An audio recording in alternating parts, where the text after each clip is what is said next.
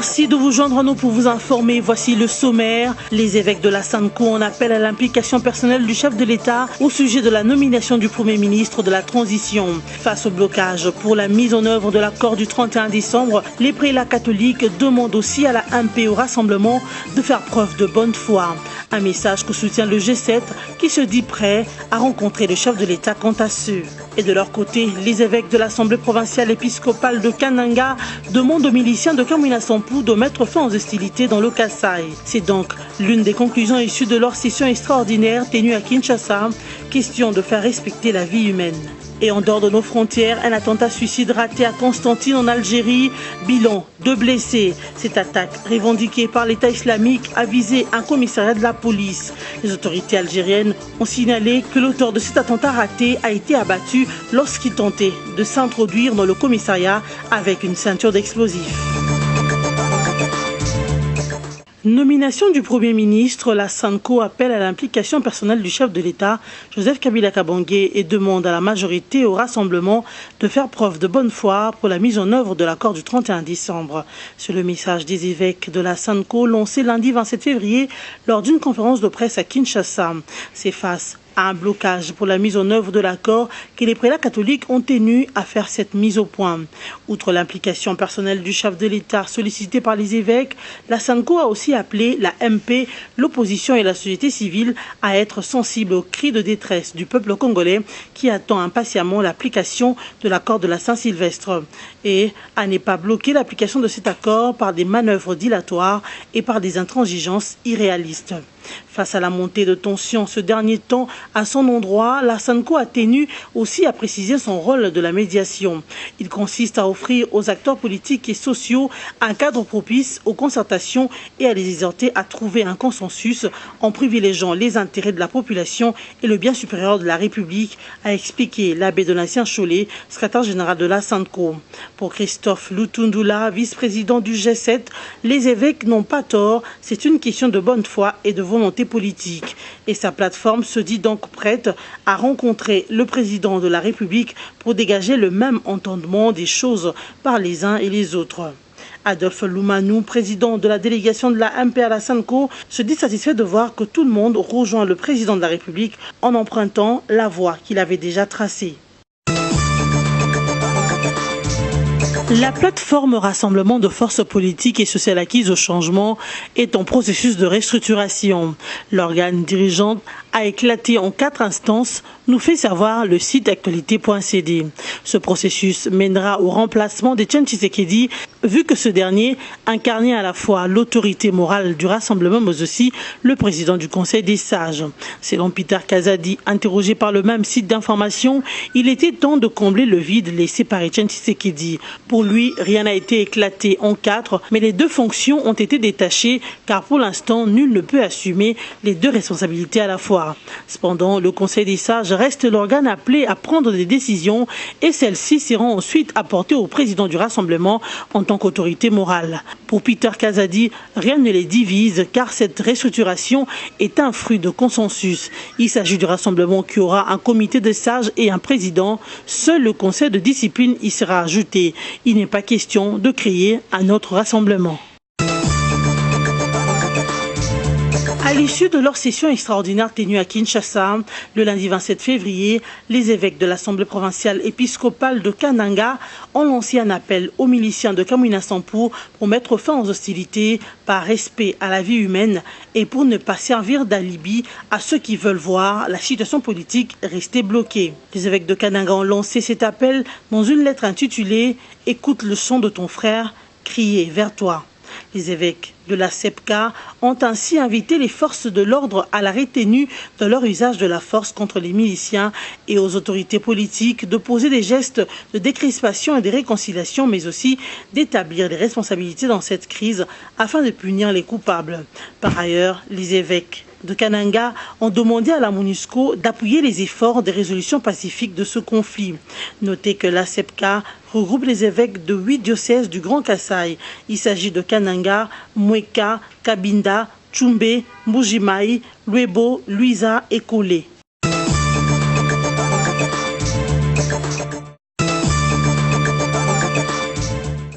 D'ici le 6 mars prochain, le Haut Commissariat des réfugiés démarre avec l'enregistrement biométrique de tous les réfugiés centrafricains dans le Nord Ubangi en RDC. Et à l'issue de cet enregistrement biométrique, l'Agence des Nations Unies délivrera des attestations de réfugiés aux centrafricains enregistrés pour leur protection internationale. Sachez que c'est depuis le week-end dernier que le Haut Commissariat des Nations Unies pour le réfugié HCR a annoncé la fin de l'opération de recensement des réfugiés centrafricains vivant en dehors des camps de Bili et Guadolité dans le Nord Ubangi. Cette opération concernait des réfugiés centrafricains qui vivaient dans des familles d'accueil à Guadolité et ses environs sur l'axe Guadolité-Bili. Environ 23 988 réfugiés centrafricains ont été recensés lors de cette opération menée par les équipes du HCR et de la Commission nationale pour les réfugiés. 2 personnes blessées à Constantine, au nord-ouest de l'Algérie. C'est le bilan d'un attentat suicide raté contre un commissariat de la police revendiqué par l'État islamique EI lundi 27 février 2017. Les autorités algériennes qui avaient annoncé cette nouvelle ont par ailleurs signalé que le terroriste auteur de ce crime avait été abattu lorsqu'il tentait de s'introduire dans le commissariat avec une ceinture d'explosifs. Dans un communiqué de revendications, le groupe État islamique a annoncé avoir visé ce commissariat de Constantine avec un kamikaze surnommé Abou Al-Hassan Ali, équipé d'une valise piégée. Il s'agit du premier attentat en zone urbaine depuis l'apparition de l'État islamique en Algérie. Mais le texte diffusé sur l'Internet par son agence de propagande Amak ne précise pas si l'assaillant a raté son attaque. Ce n'est pas du tout un hasard si l'État islamique a visé Constantine. Cette tentative d'attentat coïncide avec la visite effectuée dimanche par le chef d'état-major Ahmed Gaïd Salah dans cette ville. C'est là un message fort adressé à l'État algérien par cette organisation extrémiste qui s'implante d'une manière rapide en Algérie. De plus, l'attentat avorté est le deuxième qui vient troubler la quiétude de Constantine, ville aux nombreux ponts suspendus. En octobre dernier, un officier de police a été tué par balle dans un restaurant de la ville et ses assaillants se sont réclamés de l'État islamique. Fidèles téléspectateurs, voici le rappel de titres. Les évêques de la SANCO en appellent à l'implication personnelle du chef de l'État au sujet de la nomination du Premier ministre de la Transition. Face au blocage pour la mise en œuvre de l'accord du 31 décembre, les prélats catholiques demandent aussi à la MP au rassemblement de faire preuve de bonne foi. Un message que soutient le G7 qui se dit prêt à rencontrer le chef de l'État quant à ceux. Et de leur côté, les évêques de l'Assemblée provinciale épiscopale de Kananga demandent aux miliciens de Kamwina Sampou de mettre fin aux hostilités dans le Kasaï. C'est donc l'une des conclusions issues de leur session extraordinaire tenue à Kinshasa, question de faire respecter la vie humaine. Et en dehors de nos frontières, un attentat suicide raté à Constantine en Algérie, bilan 2 blessés. Cette attaque, revendiquée par l'État islamique, a visé un commissariat de la police. Les autorités algériennes ont signalé que l'auteur de cet attentat raté a été abattu lorsqu'il tentait de s'introduire dans le commissariat avec une ceinture d'explosifs. C'en est fini pour ce soir. Merci de continuer à nous suivre.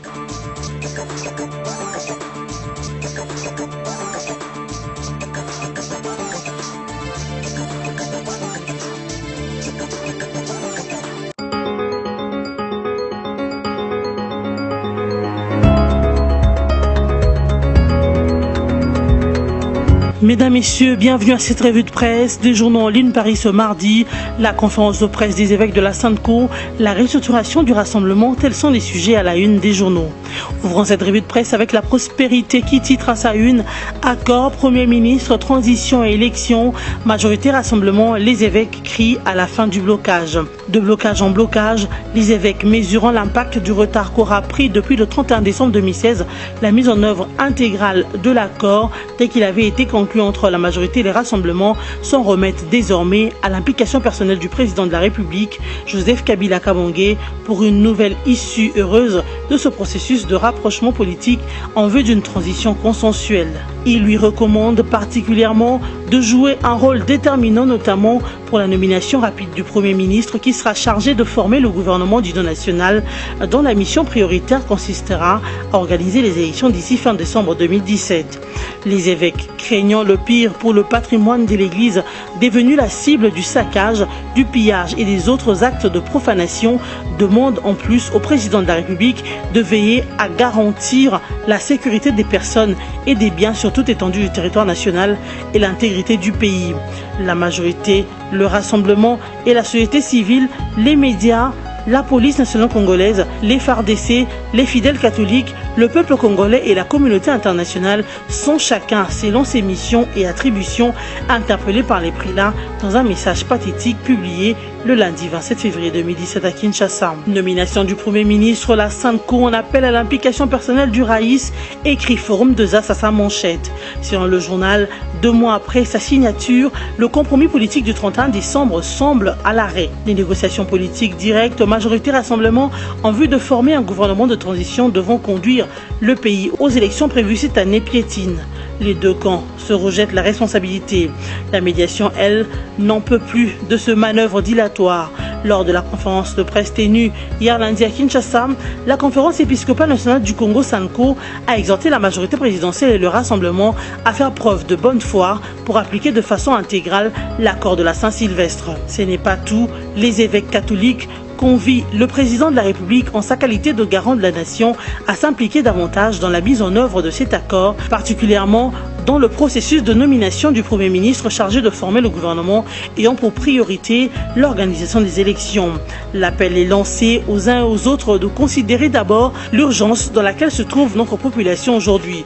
Dans ce message long de 6 pages intitulé « Non au blocage », la Sanko demande à la MP, à l'opposition et à la société civile d'être sensibles aux cris de détresse du peuple congolais qui attend impatiemment l'application de l'accord du 31 décembre 2016 et n'est pas à bloquer l'application de cet accord par des manœuvres dilatoires et par des intransigeances irréalistes. Poursuivons cette revue de presse avec le site Radio Kapi qui titre « Accord du 31 décembre, la Sanko appelle la majorité et le rassemblement à faire preuve de bonne foi ». Les archevêques et évêques, membres de la conférence épiscopale nationale du Congo Sanko, demandent à la majorité présidentielle et au rassemblement de faire preuve de bonne foi pour appliquer l'accord du 31 décembre. Ils appellent le président de la République, en sa qualité de garant de la nation, à s'impliquer davantage dans la mise en œuvre de cet accord, particulièrement dans le processus de nomination du Premier ministre chargé de former le gouvernement ayant pour priorité l'organisation des élections. Ils recommandent au rassemblement et à la majorité de faire des concessions réciproques. Le communiqué invite aussi ses acteurs à aplanir sans délai les points de divergence quant à l'arrangement particulier afin de parachever les négociations en cours, car, notent les évêques, au regard de ce blocage, la longue attente du peuple congolais qui tient à l'alternance démocratique pacifique se manifeste par l'impatience et la montée de tensions même à l'égard de la Sanko qui pourtant n'assure que la médiation. Bouclons cette revue de presse avec le site d'information actualité.cd qui écrit « Restructuration du rassemblement en 4 instances dirigeantes ». Le rassemblement de forces politiques et sociales acquises au changement a été restructuré en 4 instances dirigeantes après le décès de Etienne Tshisekedi, son leader décédé le 1er février dernier en Belgique. Les différentes plateformes qui composent cette plateforme ont convenu lundi 27 février de la restructuration de ce regroupement politique dans sa forme et dans la nature de ses actions. Ainsi, à côté de la présidence du Conseil des sages, siégeront 3 autres structures avec des prérogatives bien définies. Il s'agit de la présidence politique, de la coordination des actions et enfin du conseil de discipline. Ces 4 organes seront dirigés par des personnalités distinctes. Au sujet des prérogatives accordées à ces microstructures, les organisateurs renseignent que le président assure la représentation du rassemblement auprès de tierces, personnes morales et physiques, institutions de la République et privées. Il veille au bon fonctionnement du rassemblement et supervise l'ensemble de ses activités. En clair, il est porte-parole du rassemblement. Ainsi, il arbitre les différends entre les composantes du rassemblement, préside le comité restreint, le cadre de concertation, d'échange d'informations et d'évaluation de la marche du rassemblement. Quant au Conseil des sages, c'est un cadre de concertation et un organe d'orientation, de contrôle et des décisions du rassemblement. En somme, le Conseil des sages est composé de 43 membres provenant des composantes suivant le quota ci-après. UDPS 12, G7 8, Dynamique 8, AR 4, 4, CR 2, Front du Peuple 1, G14 1, MPP 1, société civile 2. Notons aussi que ce conseil est dirigé par un président, suivi de 3 adjoints. Concernant la coordination des actions, on renseigne quel est l'organe d'exécution des décisions du président et du conseil des sages. Le conseil de discipline, enfin, est un organe de discipline et de règlement de conflits mis à la disposition du président. C'est par ici que nous mettons un terme à cette revue de presse. Merci à vous qui l'avez suivi et bonne suite de programme sur nos antennes.